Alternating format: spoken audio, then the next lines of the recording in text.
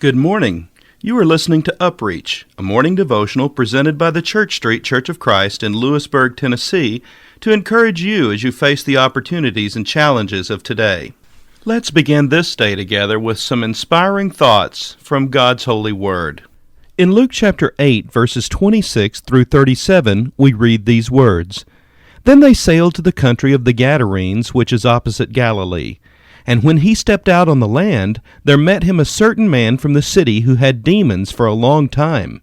And he wore no clothes, nor did he live in a house, but in the tombs.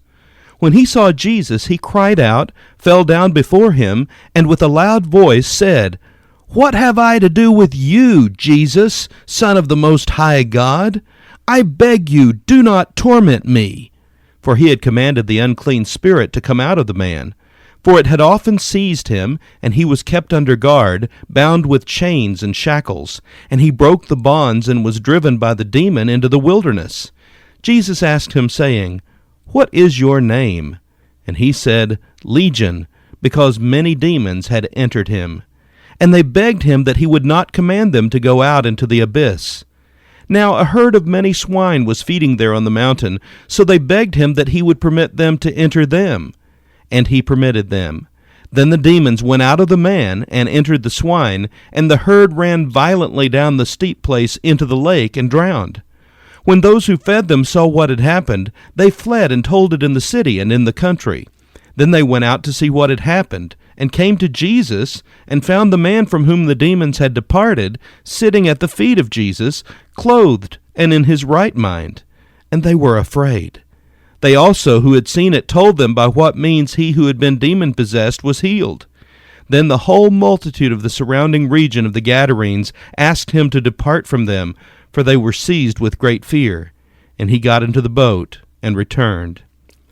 Jesus performs many miracles while he lives on earth. One of these miracles involves the deliverance of this demon-possessed man of whom we have just read. In this scene from Scripture, the people of the community witness an awesome demonstration of God's power when Jesus commands the demon spirits to come out of the man and go into a herd of nearby pigs. The man is healed and then sits at Jesus' feet. We expect the people who witness this miracle to embrace Jesus as one performing good deeds and thus to honor him. But the opposite is true. Instead, they are overcome with fear. Why? Many of us respond the same way to Jesus when he does an out-of-the-ordinary act among his people. We are fearful because we've never personally experienced this before. So we draw wrong judgments. The result is that Jesus removes himself from us. The Lord is able to do far exceeding above what we ask or think. Yet Jesus does not remain in the places where there is a fear of his goodness. It is often subconscious fears that prevent us from going to a deeper level with him. The people in the Gadarenes cannot benefit from Jesus' presence because of their own fears. What about you today? Do you sometimes fear Jesus because of what he may require of you?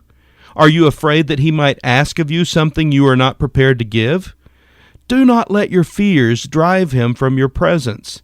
His motive is always love for his children. You can trust him today. This has been UpReach, a presentation of the Church Street Church of Christ in Lewisburg, Tennessee. I am Kyle Bolton, the pulpit minister at Church Street, and I would like to personally invite you to come and share times of Bible study and worship with us each week. We meet every Sunday at 9 o'clock a.m. for our morning worship, followed by our Sunday school for all ages at 10:15 a.m. Then we meet again at 6 o'clock p.m. for our evening worship. We also have a midweek meeting for devotion and Bible study on Wednesdays at 6:30 p.m. I hope to see you there. Have a blessed day. I'd like to say, Lord, from the start, thank you for breaking through my heart. Thank you for tearing every chain apart. When I was lost, you made a way. You turned the darkest night to day. You are my joy, and Lord, I'd like to say that nobody fills my heart like Jesus. Nobody thrills me like you.